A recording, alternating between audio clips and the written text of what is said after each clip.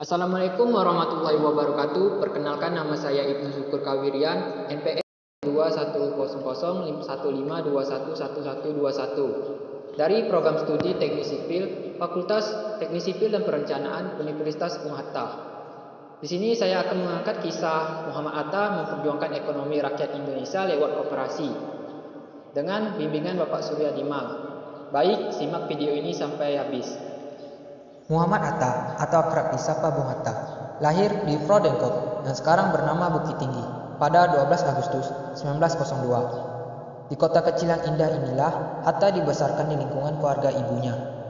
Ayahnya, Haji Muhammad Jamil, meninggal ketika Hatta berusia 8 bulan. Dari ibunya, Siti Saleha, Hatta memiliki 6 saudara perempuan. Ia adalah anak laki-laki satu-satunya. Hatta memiliki nama lahir Muhammad Adhar, di mana Adhar berasal dari bahasa Arab yang berarti harum. Ia lahir sebagai anak kedua setelah Rafi'ah yang lahir pada tahun 1900. Sejak kecil, Hatta telah dididik dan dibesarkan dalam lingkungan keluarga yang taat melaksanakan ajaran agama Islam. Keterkaitan pada ilmu ekonomi dan perdagangan membuat Hatta yang saat itu berusia 19 tahun melanjutkan studinya ke negeri Belanda pada 3 Agustus 1921. Pada 5 September 1921, sampailah Hatta di Belanda dan langsung mendaftarkan diri ke Sekolah Tinggi Dagang, Handels Hogeschool, sekarang bernama Erasmus University di kota Rotterdam. Tak hanya belajar di Belanda, tetapi Hatta juga belajar di negara-negara Skandinavia. Pada 1925, bersama temannya Samsi, Hatta mengunjungi Denmark, Norwegia, dan Swedia untuk mempelajari koperasi.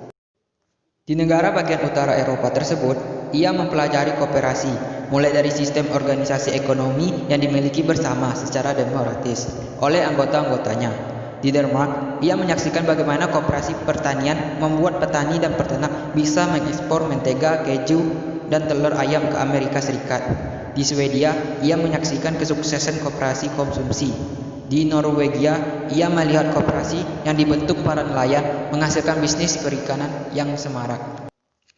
Dari mempelajari koperasi dari negeri nan jauh inilah mengantarkan Hatta menjadi sosok bapak koperasi Indonesia. Karena menurut Hatta dan pemimpin pergerakan Indonesia yang lain, koperasi lebih memiliki semangat nasionalisme tinggi dan tidak bercorak kapitalisme yang tak cocok dengan alam Indonesia. Maklum, koperasi punya persamaan dengan sistem sosial asli bangsa Indonesia, yakni kolektivisme. Masyarakat Indonesia pun sedari dulu dikenal dengan gotong royong, gemar tolong-menolong, sementara koperasi juga menganut prinsip serupa dengan semangat saling membantu. Lebih lanjut, Bung Hatta mengatakan koperasi juga akan mendidik semangat percaya pada kekuatan sendiri. Setidaknya, semangat ini dibutuhkan untuk memberantas penyakit inferiority complex atau warisan kolonialisme. Lebih penting lagi, kata Bung Hatta, koperasi bisa menempa ekonomi rakyat yang lemah agar menjadi kuat. Koperasi bisa merasionalkan perekonomian, yakni dengan mempersingkat jalan produksi ke konsumsi. Bagi Bung Hatta, koperasi merupakan senjata persekutuan si lemah untuk mempertahankan hidupnya. Dengan rasa peduli Hatta kepada rakyat dan ekonomi Indonesia, Hatta mendorong gerakan ekonomi kerakyatan melalui koperasi. Menurut Hatta, tujuan negara yaitu memakmurkan rakyat dengan berlandaskan atas asas kekeluargaan dan bentuk perekonomian yang paling cocok bagi Indonesia adalah usaha bersama secara kekeluargaan. 2 tahun setelah Indonesia meraih kemerdekaan, pada 12 Juli 1947, Hatta yang saat itu menjabat sebagai Wakil Presiden RI mengadakan Kongres Koperasi 1 di Tasikmalaya yang menetapkan tanggal 12 Juli sebagai Hari Koperasi di Indonesia. Sesuai Indonesia meraih pengakuan kedaulatan dari Belanda, pada 12 Juli 1951, Hatta mengucapkan pidato radio dalam memperingati Hari Koperasi di Indonesia. Atas kontribusi Hatta terhadap perekonomian Indonesia, Hatta diangkat sebagai Bapak Koperasi Indonesia pada tahun 1953 saat Kongres kedua di Bandung. Terdapat 7 prinsip operasional koperasi Indonesia secara internal dan eksternal yang dikembangkan Hatta, yaitu 1. Keanggotaan sukarela dan terbuka. 2. Pengendalian oleh anggota secara demokratis. 3. Partisipasi ekonomis anggota. 4. Otonomi kebebasan. 5. Pendidikan. 6. Pelatihan dan informasi.